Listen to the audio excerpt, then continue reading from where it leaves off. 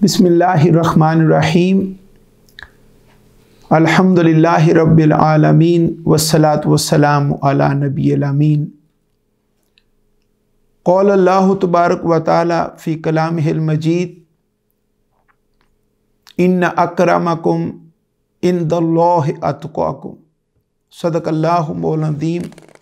व बल्लगना रसूलुहु नबिय्युल करीम। बरादरान इस्लाम, ख़वातीन व हज़रात, मेरे और आपके प्यारे आका नबी आखिरुज़्ज़मां मकीन गुंबद खज़रा हज़रत मोहम्मद मुस्तफ़ा सल्लल्लाहु अलैहि वसल्लम के प्यारे ग़ुलामों, अल्लाह रब्बुल इज़्ज़त का लाख लाख शुक्र है कि उसने हमें अपने दीन को समझने और समझाने की तौफ़ीक़ अता फ़रमाई। आज मैं मुख्तसर सी गुफ्तगू हुज़ूर अलैहिस्सलाम की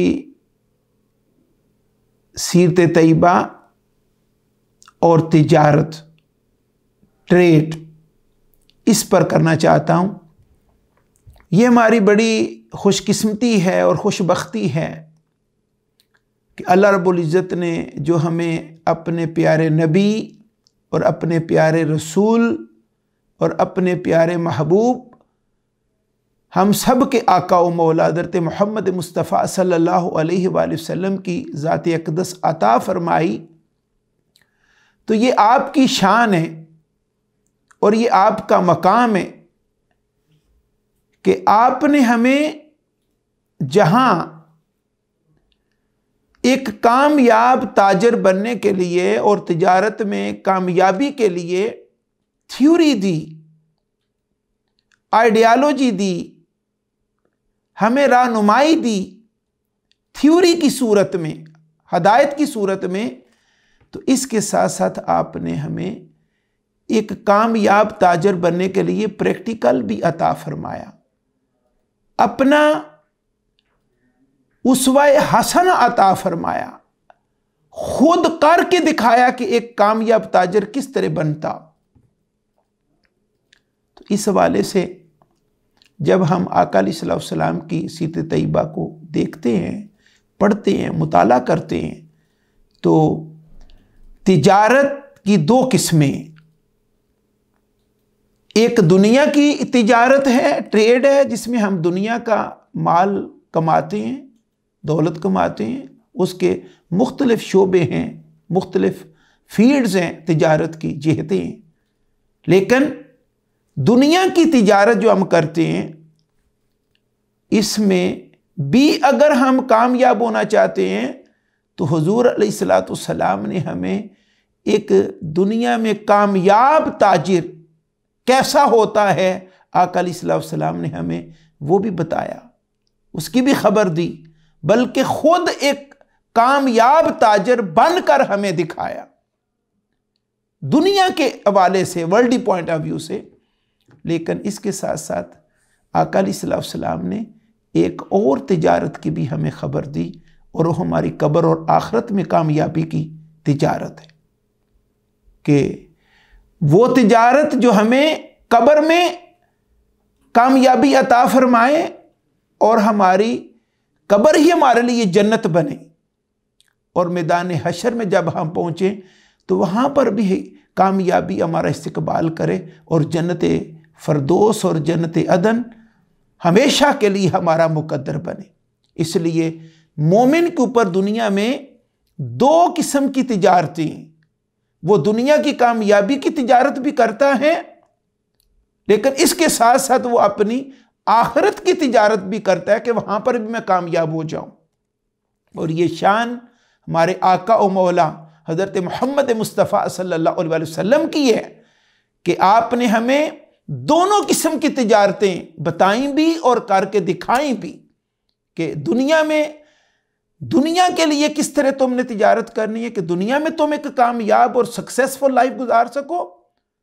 और खुशियों भरी और मुसरतों भरी ज़िंदगी अपनी गुजार सको और दुनिया की तमाम नेमतों को तुम एंजॉय कर सको और दुनिया में कोई तुम्हें कमी ना आए, और इसके साथ साथ सिर्फ तुम दुनिया तक महदूद होके ना रह जाओ और दुनिया में ही गुम होके ना रह जो कि काफिर की तरह, एक काफिर की तरह, कि एक काफिर का मरना जीना सिर्फ दुनिया के लिए है। लेकिन मोमिन जो हुजूर अलैहिस्सलाम ने तरबियत फरमाई और मोमिन को पैगाम दिया और मोमिन को बात समझाई कि मोमिन सिर्फ दुनिया के लिए नहीं मरता जीता, बल्कि वो अपनी कब्र और आखिरत के लिए भी मरता जीता है, और अपनी कब्र और आखिरत की तैयारी भी इधर ही रह के उसने करनी। तो इस हवाले से इन दोनों किस्म की तिजारतों को हमने दुनिया में करना है। और इस हवाले से अगर हम किताब व सुन्नत की तालीमात को, रसूल सल्लल्लाहु अलैहि वसल्लम के उसवे पाक को इस हवाले से देखें तो सही बात है कि जब तक आखिरत तलबी ना हो और आखिरत में कामयाबी मकसूद ना हो, और देखें कि आखिरत में कितना बड़ा रिवार्ड है कि अल्लाह रब्बुल इज़्ज़त ने हमें जन्नत फ़िरदौस अता फरमानी, और जिसमें हर तरह की नेमतें होंगी। जैसे दुनिया में बंदा तो चाहता है कि जो वो चाहता है उसको अता हो, उसको मिल जाए, हर ख्वाहिश उसकी पूरी हो, लेकिन ये वादा अल्लाह रब्बुल इज़्ज़त ने दुनिया में नहीं किया, जिस खाम ख्याली का हम शिकार हैं कि हम चाहते हैं कि हमारी हर ख्वाहिश पूरी हो। ये वादा तो अल्लाह रब्बुल इज़्ज़त ने हमारे साथ दुनिया में नहीं फरमाया, लेकिन हाँ ये वादा अल्लाह रब्बुल इज़्ज़त ने जन्नत में फरमाया, मा यश्ताहून, जो वो चाहेंगे जन्नत में उनको मिलेगा। तो इतनी बड़ी जन्नत कि हम दुनिया में एक घर बनाने के लिए, एक मकान बनाने के लिए, एक कार के लिए, एक कोठी के लिए, एक प्लाट के लिए, थोड़ा सा बैंक बैलेंस के लिए अपने बाल सफ़ेद कर लेते हैं और फिर भी शायद एक अच्छा घर ना बन सके। लेकिन जन्नत फ़िरदौस के जिसकी चौड़ाई में ज़मीन व आसमान आ जाएं, अर्ज़ समावाति वल अर्ज़, इतनी बड़ी जन्नत, और फिर हमेशा की एवर लास्टिंग नेमतें एंजॉय करनी है हमने। लेकिन आज अगर देखा जाए इस एंगल से तो हम दुनिया पर ही फोकस किए हुए हैं, लेकिन आखिरत की तरफ हमारी तवज्जो नहीं है। लेकिन आका अलैहिस्सलाम का उसवा पाक इस हवाले से हमें, जहां दुनिया में एक कामयाब ताजर बनने के सारे गुर और सारे सलीके और तरीके सिखा रहा है, और ये नेमत हमें अता फरमा रहा आका अलैहिस्सलाम का उसवा पाक, आपकी सीते तैयबा। तो इसके साथ साथ हमें दुनिया के साथ आखिरत की कामयाबी की भी ज़मानत आका अलैहिस्सलाम का उसवा पाक अता फरमा रहा है। इस हवाले से इन दोनों तिजारतों को अगर हम सामने रखें तो एक बात ये भी हमारे ज़हनों में, हमारे कुलूब में होनी चाहिए कि जब तक एक बंदा आखिरत का तलबगार नहीं बनता और अल्लाह रब्बुल इज़्ज़त का खौफ उसके दिल में नहीं आता, डर नहीं आता, तो वो दुनिया में भी एक कामयाब ताजिर नहीं बन सकता, एक कारोबारी कामयाब कारोबार करने वाला नहीं बन सकता। इन दोनों चीज़ों का, दुनिया और आखिरत की तिजारत और दुनिया और आखिरत में कामयाबी का ताल्लुक आपस में चोली दामन का है। अगरचे इसमें कोई शक नहीं कि हुज़ूर अलैहिस्सलाम के उसवा पाक पे अगर कमा हक हो कोई अमल करे तो वो दुनिया में भी कामयाब हो जाएगा, लेकिन मोमिन के लिए सिर्फ दुनिया की कामयाबी कोई हैसियत नहीं रखती। मोमिन तो दुनिया की कामयाबी के साथ आखिरत की कामयाबी के लिए मरता जीता है। इस हवाले से आका अलैहिस्सलाम ने तरगीब देते हुए अपनी उम्मत को सबसे पहले ये बात फरमाया कि अलैकुम बित्तिजारा फ़इन्ना फ़ीहा तिसअता आशारी रिज़्क़। आका अलैहिस्सलाम ने फरमाया कि रोज़ी कमाने के लिए और रिज़्क़ कमाने के लिए 100 तरीके, 100 जेहतें, लेकिन फरमाया कि अगर कुल रिज़्क़ के 10 हिस्से किए जाएं तो अल्लाह रब्बुल इज़्ज़त ने 9 हिस्से तिजारत में रखे हैं। और इस पर हमें गाइड किया, रहनुमाई फरमाया कि तिजारत को, कारोबार को अपने ऊपर लाजिम करो कि अल्लाह रब्बुल इज़्ज़त ने 9 हिस्से रोज़ी, एक हिस्सा बकिया सारे कामों में और 9 हिस्से रोज़ी जो है वो तिजारत में रखी। इसी तरह इस बाब में आका अलैहिस्सलाम से दरियाफ्त किया गया, या रसूल अल्लाह सल्लल्लाहु अलैहि वसल्लम कौन सी कमाई सबसे ज़्यादा पाकीज़ा है? तो आका अलैहिस्सलाम ने फरमाया, यानी जो सवाल हुआ, अय्युल कसब अतयब, कौन सा कसब, कौन सी मजदूरी सबसे ज़्यादा पाकीज़ा है? तो आका अलैहिस्सलाम ने फरमाया, अमलु राजुली बियदिही कुल्लु बैइन अबरूर पाकीज़ा कमाई वो है जो कोई शख्स, कोई आदमी अपने हाथ से करता, एक वो पाकीज़ा कमाई है। और दूसरा फरमाया कि जो शख्स पाकीज़ा खरीदो फरोख्त करता, पाकीज़ा कारोबार करता है, वो कमाई सबसे बेहतरीन कमाई है, पाकीज़ा कमाई है। इस हवाले से मैं चंद चीज़ें आका अलैहि सलाम की सीरत तैयबा से आपके सामने रखना चाहता हूँ, और इससे तिजारत करने के और कारोबार करने के उसूल भी हमें मिल जाएंगे, और इसके साथ साथ आका अलैहिस्सलाम की सीरत तैयबा भी हमारे ऊपर खुलकर सामने आ जाएगी कि आका अलैहिस्सलाम ने खुद किस तरह तिजारत फरमाई। इस हवाले से तरगीब देते हुए आका अलैहिस्सलाम ने फरमाया कि अत्ताजिर सदूक अस्सदूकुल अमीन मअन नबिय्यीन वस्सिद्दीकीन वश्शुहदाए वस्सालिहीन। आप देख लें जो बात पहले मैंने की कि दुनिया के अंदर तिजारत बंदा करता है, बंदा मोमिन करता है, लेकिन आका अलैहिस्सलाम ने फरमाया कि बंदा मोमिन जो ताजिर है वो अपनी तिजारत में दो खूबियां पैदा करता है, और उसको दो खूबियां पैदा करनी चाहिए कि वो अपनी तिजारत में सादिक भी हो और अमीन भी हो। यानी जब तिजारत करे, कारोबार करे, लेन देन करें, तो उसमें हर वक्त सच्चाई को अपने सीने से लगा के रखे, सच्चाई पर कायम रहे, अपने मामलात में सच्चा हो, और फिर साथ इसके वो अमीन भी हो। तो फरमाया कि जो दुनिया में ये दो खूबियां पैदा कर लेगा वो दुनिया की तिजारत में कामयाब हो जाएगा। और वैसे भी हम अगर देखें, कोई भी ताजिर है, कोई भी कारोबार करने वाला, जब वो सच्चा हो और अमीन हो, खयानत ना करने वाला हो, जैसी चीज वो कहें वैसी चीज ही वो दें, और जो कौल वो करें उसके मुताबिक ही उसका मामला हो, कोई दूसरा मामला आगे जाके ना निकल आए, तो वो शख्स दुनिया में जिस फील्ड में भी वो जाएगा कामयाब हो जाएगा, जो कारोबार भी करेगा वो कामयाब हो जाएगा।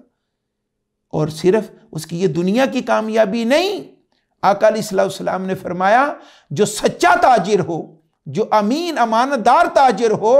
वो दुनिया में तो कामयाब होगा ही, लेकिन मरने के बाद अल्लाह ताला उसको अंबिया अलैहिस्सलाम, सिद्दीकीन, शुहदा और सालिहीन की संगत और मायत अता फरमाएगा, यानी जन्नत में उसको दाखिला अता फरमाएगा। क्योंकि अंबिया, सिद्दीकीन, शुहदा और सालिहीन ये अल्लाह ताला के नाम याफ्ता बंदे हैं। सूरह निसा में फरमाया अना अमल्लाहु अलैहिम मिनन नबिय्यीन व सिद्दीकीन व शुहदा व सालिहीन व हसुन उलाइका रफीका। तो आप अंदाजा करें कि एक सच्चा ताजिर, एक अमानतदार ताजिर, मरने के बाद अल्लाह ताला उसे अंबिया और रुसल, सिद्दीकीन, शुहदा और सालिहीन, और इस आया बरका के शान नुज़ूल को देखें तो गोया एक सच्चा और अमानतदार ताजिर मरने के बाद अल्लाह ताला उसको अपने प्यारे हबीब हज़रत मोहम्मद मुस्तफ़ा सल्लल्लाहु अलैहि वसल्लम की संगत और मायत अता फरमाएगा। कितना बड़ा रिवार्ड है, कितना बड़ा रिवार्ड है कि एक बंदा तिजारत में सच्चा हो, अमानतदार हो।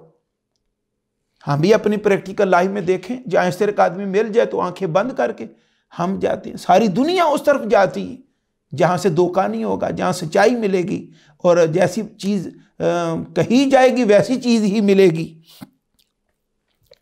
इसके साथ दूसरे मकाम पर आका अलैहिस्सलाम ने हमारी तरबियत इस तरह भी फरमाई और अपने उसवा कामिला को इस तरह भी हमारे सामने रखा कि हदीस पाक में है, अन अबी ज़र्रिन अन नबी सल्लल्लाहु अलैहि वसल्लम क़ौल सलासतुन ला युकल्लिमुहुमुल्लाहु यौमल क़ियामा वला यंज़ुरु इलैहिम वला युज़क्कीहिम वलहुम अज़ाबुन अलीम। क़ौल फ़क़रअहा रसूलुल्लाह सल्लल्लाहु अलैहि वसल्लम सलास मर्रातिन। क़ौल अबू ज़र्रिन ख़ाबू व ख़ासिरू मन हुम या रसूलल्लाह। क़ाल अल मुसब्बिलु वल मन्नानु वल मुनफ़िक़ु सलातहु बिल हल्फ़िल काज़िब। ये आका अलैहिस्सलाम का कौल पाक। हज़रत अबू ज़र रज़ी अल्लाह तआला अन्हु से ये रवायत है कि हज़रत अबू ज़र रज़ी अल्लाह तआला अन्हु हुज़ूर अलैहिस्सलाम से रवायत करते हैं कि हुज़ूर अलैहिस्सलाम ने फरमाया, 3 शख्स हैं, सलासतुन, 3 शख्स हैं, ला युकल्लिमुहुमुल्लाहु यौमल क़ियामा, अल्लाह ताला उनसे क़यामत के दिन कलाम नहीं फरमाएगा, वला यंजुर इलैहिम, ना उनकी तरफ नजर रहमत फरमाएगा, वला युज़क्कीहिम, और ना उनको पाक करेगा, वलहुम अज़ाबुन अलीम, और उनके लिए दर्दनाक अज़ाब है। कौला, हज़रत अबू ज़र गफ़ारी रज़ी अल्लाह तआला अन्हु फरमाते हैं, फ़क़रहा रसूलुल्लाह सल्लल्लाहु अलैहि वसल्लम सलासा मर्रातिन, हुज़ूर अलैहिस्सलाम ने इसको 3 बार दोहराया, इस बात को 3 बार दोहराया कि इन अशख़ास के साथ अल्लाह ताला जो है वो यानी इस तरह का मामला करेगा। 3 बार दोहराया। कौला अबू ज़र, हज़रत अबू ज़र रज़ी अल्लाह तआला अन्हु फरमाते हैं, ख़ाबु व ख़ासिरु, यानी कौल अर्ज़ की, हज़रत अबू ज़र ग़फ़ारी रज़ी अल्लाह तआला अर्ज़ की, ख़ाबु वो तबाह बर्बाद हुआ, व ख़ासिरु और उसने घाटा खाया, मन हम या रसूल अल्लाह, या रसूल अल्लाह सल्लल्लाहु अलैहि वसल्लम, वो ऐसा कौन बदनसीब है जिसके बारे में आप फरमा रहे हैं। कौला, रसूलुल्लाह सल्लल्लाहु अलैहि वसल्लम ने फरमाया, अल मुसब्बिल, यानी ये अरब के यहाँ एक तरीक़ था या तकब्बुर की इलामत थी कि वो अपनी जो उनकी चादर होती है, तहमद होता तो पीछे ज़मीन के ऊपर लटकता हुआ आ रहा होता था। अल मुसब्बिल यानी अपनी अज़ार को लटकाने वाला, यानी ये तकब्बुर की इलामत थी। दूसरा वाल मन्नान, किसी पर नेकी करके फिर उसका एहसान जितलाने वाला। और फिर तीसरा फरमाया कि जो अपना माल बेचता है, सल आता हूँ, जो अपना माल बेचता है, बिल हल्फिल काज़िब, झूठी कस्में खाकर, झूठी कस्में खाकर अपना माल बेचता है। तो गोया ये जो आका अलैहिस्सलाम का उस्वा पाक तिजारत के हवाले से है कि जब हम कुछ चीज़ बेचने लगते हैं तो उस चीज़ की अहमियत बढ़ाने के लिए कि और जो ताजिर लेने वाला ख़रीदार है वो मुतमईन हो जाए, कसम पर कसम हम खाते हैं और ऐसी क्वालिटी उसके अंदर होती नहीं, कस्में खाकर क्वालिटी को साबित करने की कोशिश करते हैं। तो फरमाया कि जो अपनी तिजारत में ऐसा करेगा, झूठी कस्में खाकर अपना सौदा बेचेगा, तो क़यामत के दिन अल्लाह ताला, क़यामत के दिन अल्लाह ताला उससे कलाम भी नहीं फरमाएगा, उसकी तरफ नजर रहमत नहीं फरमाएगा और उसको पाकीज़ा नहीं करेगा कि वो जन्नत में दाखिल हो सके। आप देख लें कि दुनिया की तिजारत का आखिरत के साथ कैसा ताल्लुक है। तो अगर कोई अपना सौदा इस तरह बेचता है कि झूठी कस्में नहीं खाता, खालिस सौदा अल्लाह ताला के रज़ा की खातर अल्लाह की मखलूक में वो बेचता है और किसी को धोखा नहीं देता, जैसी बात करता है और वो चीज़ भी ऐसे ही होती है। तो अगर इस हदीस पाक को देखें तो अगर कोई मुखालिफ खा रहा है, झूठी कस्में खा रहा है, तो उसके साथ ये मामला, तो जो सही माल बेचेगा तो अल्लाह ताला उसके ऊपर नजर शफकत क्यों नहीं फरमाएगा, उससे कलाम क्यों नहीं फरमाएगा और उसको अपने लुत्फ़ व करम से क्यों नहीं नवाजेगा और अपने उसको अपनी गोशे रहमत में क्यों नहीं लेगा, जो दुनिया में रह के अल्लाह की मखलूक के साथ तिजारत करता है, कारोबार करता और सही तिजारत करता है और किसी को धोखा नहीं देता तिजारत में। हुज़ूर अलैहिस्सलाम का इसी बाब में एक और कौल अक़दस है, फरमाया, मन तलब दुनिया हलालन इस्तिफ़ाफ़न अनिल मसलती व सायन अला अयालिही व तअत्तुफ़न अला जारिही लाक़ियल्लाह वजहु कल कमर लैलतल बद्र व मन तलब दुनिया हलालन मुकासिरन मुराइयन लाक़ियल्लाहु व अलैहि गदबान। ओ कमा काल इब्न अबी शैबा ने अपनी मुसन्नफ़ में इस हदीस पाक को लिया है कि मन तलब दुनिया हलालन इस्तिफ़ाफ़न अनिल मसअला, हुज़ूर अलैहिस्सलाम ने फरमाया, जिसने कसीर दुनिया का माल तलब किया, हलाल माल तलब किया, लेकिन उसके अंदर नीयत ये थी कि जो माल वो कमाएगा उससे वो इतना अपनी ज़रूरियात को पूरा करने वाला हो जाएगा कि वो दूसरों को सवाल करने वाला ना रहे। यानी लोगों से मांगने से बचने के लिए जिसने कसीर माल तलब किया और कोशिश की उसके लिए, व सायन अला अयाल ही, और अपने अहलो अयाल की ज़रूरतों को पूरा करने के लिए उसने कोशिश की, व ताअत्तुफ़न अला जारही, और अपने मसायों पर मेहरबानी और शफ़क़त से पेश आने के लिए उसने रिज़्क़ हलाल के लिए और कसीर रिज़्क़ के लिए कोशिश की। लाकि अल्लाह वजहुहु कल कमर लैलतल बद्र, तो वो मुलाकात करेगा अपने अल्लाह से इस हाल में, व वजहुहु, कि उसका चेहरा कल कमर, चांद की तरह, लैलतल बद्र, यानी 14वीं रात के चांद की तरह उसका चेहरा जगमगा रहा होगा। आप अंदाजा करें कि जो तिजारत आका अलैहिस्सलाम ने हमें अता फरमाई, और जिस तरह की तिजारत हमें आपने फरमाया कि इस तरह की तिजारत करो, अगर कोई इन मकासद के लिए तिजारत करता है और इसके हलाल और इसके कसीर कमाता है, तो क़यामत के दिन वो अपने मौला से इस तरह मिलेगा कि उसका चेहरा 14वीं रात की चांद की तरह उसका चेहरा चमक रहा होगा। और दूसरा सा फरमाया, मन तलब दुनिया हलालन मुकासिरन मुराइयन लाक़ि अल्लाहु व अलैहि गदबान, फरमाया कि इसके यानी इस शख्स के मुकाबले में जो कोई माले दुनिया का माल हलाल कसरत के साथ तलब करता है, इकट्ठा करता है, लेकिन उसके अंदर होता क्या है, मुराइयन, रियाकारी के लिए, दिखावे के लिए, इस नियत से वो माल इकट्ठा करता है, तो फिर क्या होगा कि क़यामत के दिन वो मुलाकात करेगा अपने मालिक से, अपने रब से, कि अल्लाह रब्बुल इज़्ज़त उसके ऊपर गुस्से होगा, नाराज़ होगा उसके ऊपर। तो देख लें, रिज़्क़ हलाल ही इकट्ठा कर रहा है, लेकर रियाकारी के लिए, इतराने के लिए, अपनी बड़ाई के लिए। तो गोया जो भी तिजारतकार हैं अहले ईमान खुश नसीब, तो आका अलैहिस्सलाम का उसवा पाक ये है कि रिज़्क़ हलाल के लिए ही स्ट्रगल क्यों ना हो, लेकिन उसके अंदर ये ना हो कि माल बहुत बड़ा इकट्ठा करके मैं रियाकारी करूंगा, दिखाऊंगा, और बहुत सारे ऐसे दिखावे के और तकब्बुर के काम करूंगा। नो, अगर कोई रिज़्क़ हलाल ही कमाता है, कसरत के साथ इकट्ठा करता है, लेकिन नियत ये हो कि लोग कहें कितना बड़ा मालदार है, कितना बड़ा मालदार है, तो ऐसा शख्स क़यामत के दिन देखिए उसका अंजाम क्या होगा कि अल्लाह ताला से उसकी मुलाकात होगी, अल्लाह ताला उससे नाराज़ होगा कि तूने दुनिया में क्या किया। देखें, दुनिया की तिजारत और आखिरत की तिजारत आपस में किस तरह लिंक वेद हैं एक दूसरे के साथ। इसके बाद फिर अगली हदीस पाक है कि एक दिन नबी करीम सल्लल्लाहु अलैहि वसल्लम अपने असहाब के साथ तशरीफ़ फरमा थे कि उन लोगों की निगाह एक ताकतवर और मजबूत जिस्म वाले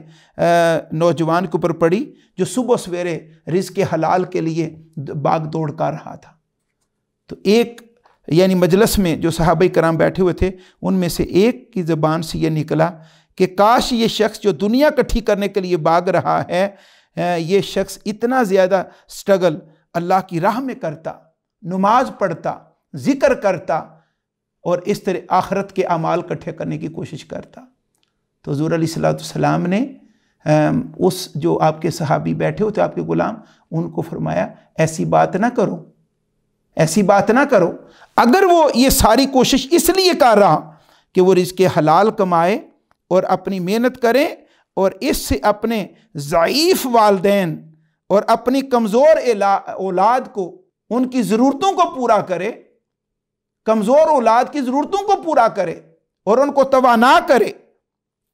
और अपनी औलाद को और अपने अहल-ओ-याल को लोगों की तरफ से बेनियाज कर दें, तो आका अलैहिस्सलाम ने फरमाया कि उस शख्स का भागना भी अल्लाह रब्बुल इज़्ज़त की बारगाह एक दस्म और ये दौड़ धूप भी बड़ी मकबूल और महबूब है। आप अंदाज़ा करें कि अहल-ओ-याल के लिए, अपने वालिदैन के लिए, उनकी ज़रूरतों को पूरा करने के लिए, रिज़्क़ हलाल के लिए भी आका अलैहिस्सलाम ने इसको कितना अप्रिशिएट किया, कितना अप्रिशिएट किया। और इसीलिए फरमाया कि अल कासिब हबीबुल्लाह, कि जो अपने हाथ से मेहनत करता है, कोशिश करता है और अपना रिज़्क़ हलाल कमाता है, वो अल्लाह का दोस्त है। अल्लाह का दोस्त हुज़ूर अलैहिस्सलाम ने करार दिया उसे। नबी करीम सल्लल्लाहु अलैहि वसल्लम एक दफ़ा बाज़ार में से तशरीफ़ लेके जा रहे थे, तो देखा कि एक शख्स ने अपने गले की डेरी लगाई हुई है और वो आवाज़ लगा रहा है बेचने के लिए। तो आका अलैहिस्सलाम ने चेक करने के लिए उसके पास तशरीफ़ ले गए, और जब हाथ डाला उसके जो डेरी उसने लगाई हुई थी गले की, तो अंदर जब हाथ डाला तो बाहर बार खुश्क था गला और अंदर गीला था। हुज़ूर अलैहिस्सलाम ने पूछा कि ये क्या मामला, कि ऊपर आपने खुश्क रखा हुआ है और अंदर आपने गीला रखा हुआ है। तो वो जो आपके ग़ुलाम थे उन्होंने अर्ज़ की, या रसूल अल्लाह सल्लल्लाहु अलैहि वसल्लम, बारिश हो गई थी इसलिए कुछ गला जो है वो भीग गया। तो इस पर आका अलैहिस्सलाम नाराज़ हुए और फरमाया कि बारिश अंदर हुई थी कि बाहर भी हुई थी, और अपना कौल अक़दस इस पर जारी फरमाया मन गश्शाना फलैसा मिन्ना, फरमाया जिसने हमारे साथ धोखा किया फलैसा मिन्ना, बस उसका हमारे साथ कोई ताल्लुक नहीं है। जिसने हमें छुपा कर सही माल के साथ बेचना भी धोखे की एक किस्म है, कि आप एक ख़राब चीज़ को धोखे यानी सही चीज़ के साथ मिलाकर, यानी सामने अच्छी चीज़ लगानी है और पीछे छुपा के ख़राब चीज़ रखें। आप जैसे बाज़ारों में देखें कितने लोग इस चीज़ का शिकार हैं। रेडियो पे सामने अच्छे फल लगाए हुए हैं, पीछे ख़राब फल रखे हुए हैं। बात जब करते हैं तो अच्छे फलों की करते हैं, लेकिन जब तोलने लगते हैं, छापर में डालने लगते हैं, तो वहाँ पर जाकर ख़राब फल भी उसमें डाल देते हैं। इसी तरह दुनिया के मुख्तलिफ यानी कारोबार में जहाँ पर भी इस तरह के सामने अच्छी चीज़ रखी जाए और उसके साथ बुरी चीज़ भी, ख़राब चीज़ भी दी जाए, तो अल्लाह और उसके रसूल को ये अमल पसंद नहीं, और ऐसा शख्स कभी भी जो है वो अपना तिजारत कामयाबी के साथ नहीं कर सकता। इसी तरह आका अलैहिस्सलाम ने फरमाया कि बै में ज़्यादा कस्में ना खाया करो, यानी ख़रीदो फ़रोख्त में, तिजारत में आपने ज़्यादा कस्में खाने से भी मना फरमाया कि क्योंकि इस तरह माल तो बिक जाता है मगर बरकत जाती रहती है। ये सही मुस्लिम शरीफ की रिवायत है कि कस्में खा के आप लोगों का इत्मीनान बहाल करके माल तो दे लोगे, लेकिन बरकत जो है वो जाती रहेगी, बरकत नहीं नसीब होगी। इसी तरह एक बड़ा ईमान अफरोज़ वाक़या है कि अहले अरब के यहाँ तिजारत के लिए बड़े बड़े फेस्टिवल हुआ करते थे, और उसमें आका अलैहिस्सलाम भी अपना माल लेके जाया करते थे। तो एक बार ऐसा हुआ कि आका अलैहिस्सलाम एक तिजारती मेले में 20 ऊँट लेकर तशरीफ़ ले गए, और जब पहुँचे वहाँ पर तो आपको कोई ज़रूरी काम पड़ा तो आप वहाँ से आउट हुए, लेकिन अपने ग़ुलाम को फरमाया कि जब कोई आपसे सौदा करने आए तो उसको बताना कि इन 20 ऊँटों में एक लंगड़ा भी है। इत्तेफाक से उसी टाइम में जब आका अलैहिस्सलाम मौजूद नहीं थे तो एक ग्रुप आ गया जो ऊँट ख़रीदना चाहता था। उन्होंने सौदा किया और ऊँट लेकर रवाना हो गए। जब आका अलैहिस्सलाम तशरीफ़ लाए और आपने अपने ग़ुलाम से पूछा कि आपने सौदा कर दिया, उसने कहा सौदा कर दिया। तो आपने फरमाया कि आपने उनको बताया था कि उन 20 ऊँटों में एक लंगड़ा भी है। उन्होंने अर्ज़ की, या रसूल अल्लाह सल्लल्लाहु अलैहि वसल्लम, ने मुझे याद नहीं रहा। आपको बड़ा दुख हुआ, आपको बड़ी तकलीफ़ हुई। आपने उससे पूछा कि वो अपना इंट्रोडक्शन क्या बताते थे, तो उस ग़ुलाम ने अर्ज़ की, या रसूल अल्लाह सल्लल्लाहु अलैहि वसल्लम, वो यमन से आए थे और यमन की तरफ रवाना हुए। आका अलैहिस्सलाम ने अपने ग़ुलाम को साथ लिया, एक दिन और एक रात की मुसाफत तय करके पीछे से जाके उनको पकड़ लिया, उनसे जाके मिले और जाके उनसे सारी बात पूछी। तो जब बात सारी क्लियर हुई तो आपने फरमाया कि ये जो ऊँट आपने 20 लिए हैं, ये इनमें एक लंगड़ा है, बल्कि उन्होंने एक बात पहले की इससे कि या रसूल अल्लाह सल्लल्लाहु अलैहि वसल्लम, हमारे मालिक ने यमन से मैं भेजा था और एक हमें हदायत की थी कि मोहम्मद बिन अब्दुल्ला, जो आका अलैहिस्सलाम का नाम नामी इसमें ग्रामी था, कि उसके पास जाना, उनके पास जाना और उनका जितना माल भी है वो खरीद के वापस आ जाना, किसी और से कोई चीज नहीं खरीदनी। वजह क्या थी कि आका अलैहिस्सलाम की अमानत और दयानत इतनी मशहूर थी कि एक यमन से अपने आदमियों को भेज रहा है कि उस तिजारती मेले में जो इस नामे पाक की हस्ती है सिर्फ उसके साथ सौदा करना, जिनका नाम मोहम्मद बिन अब्दुल्ला है सल्लल्लाहु अलैहि वसल्लम। तो हम 3 दिन तक तलाश करते रहे, लेकिन आपका कोई पता नहीं चला। तो तीसरे दिन आपका जब माल पहुंचा तो हमने ये सौदा किया और हम निकल आए। इस पर फिर हुजूर अलैहिस्सलाम ने फरमाया कि वो मैं ही मोहम्मद बिन अब्दुल्ला हूं सल्लल्लाहु अलैहि वसल्लम। और प्रॉब्लम ये है कि इन ऊंटों में एक लंगड़ा है और मेरे इस गुलाम को पता था, लेकिन जब सौदा किया तो उसको याद ना रहा, तो लिहाजा वो ऊंट या तो वापस कर दो और उसकी कीमत ले लो, या फिर यह है कि आधी कीमत जो पूरी तुम वो ले लो और ऊंट भी तुम ले जाओ। तो इस पर यानी जो रवायत में आता है कि अभी तक यानी इतना एक रात और एक दिन का वो सफर कर गए हुए थे यमन की तरफ, लेकिन अभी तक उन्हें पता नहीं चला था कि 20 ऊंटों में एक लंगड़ा भी है। लेकिन आका अलैहिस्सलाम ने वो पैसे वापस करके ऊंट को वापस लिया और क़यामत तक के लिए अहले ईमान को की तरबियत फरमाई और पैगाम दिया कि जब भी तुम सौदा करने लगो तो किसी को धोखे में ना रखो, किसी के साथ धोखा ना करो। हम आका अलैहिस्सलाम का कलमा पढ़ें और आपकी गुलामी का दावा करें, लेकिन हमारे सौदों के अंदर इस तरह हेरा फेरी हो, हम दिखाएं कुछ और फिर दें कुछ, तो उसका नतीजा क्या निकलेगा? बर्बादी और तबाही।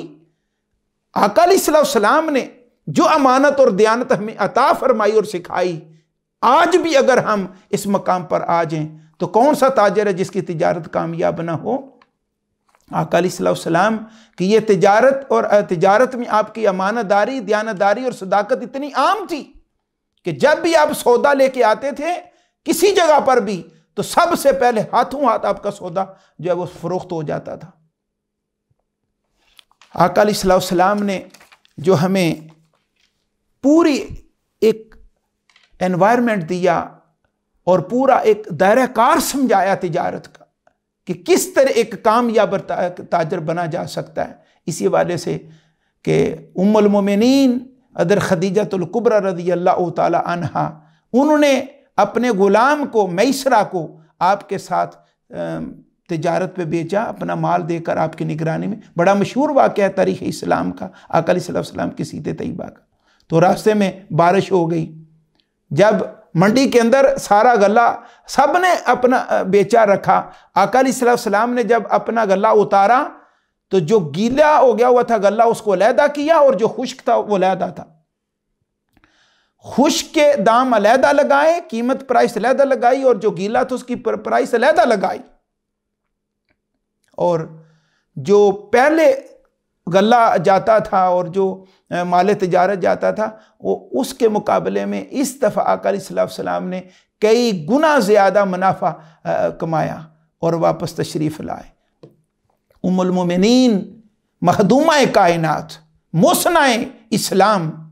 हमारी अम्मी जान उम्मुल मोमिनीन अदर खदीजतुल कुबरा रज़ियल्लाहु ताला अन्हा ने अपने ग़ुलाम से पूछा, ए मैसरा बताओ कि हज़रत मोहम्मद मुस्तफ़ा सल्लल्लाहु अलैहि वसल्लम को आपने कैसा ताजर पाया? तो बेसाख्ता उनकी ज़बान से निकला कि वो सादिक भी हैं और अमीन भी हैं। जिस तरह उन्होंने तिजारत की है एक मिसाल कायम कर दिए और अर्ज की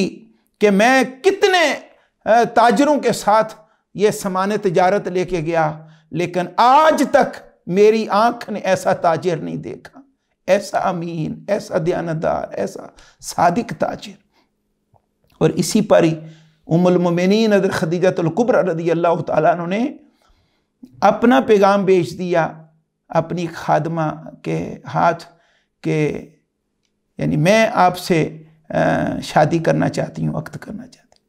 कि अरब की इतनी अजीम खातून, इतनी अजीम ताजरा, इतनी अजमत और शान वाली खातून आका अलैहिस्सलाम के उसवे पाक की ये झलक देखकर सुनकर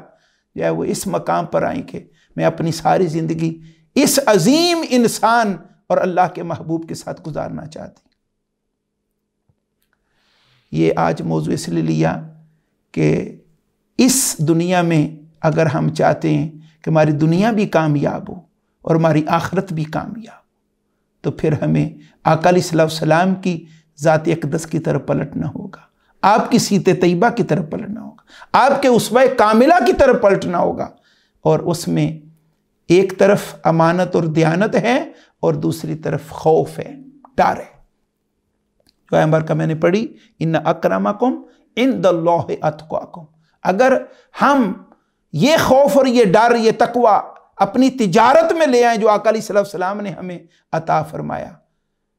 तो यकीनन हम कामयाब हो जाएंगे। और फरमाया कि अल्लाह रब्बुल इज़्ज़त फरमाया मेरे हुजूर उतना ही बड़ा साहिब तकरीम और साहिब इज़्ज़त है जितना बड़ा वो साहिब तकवा।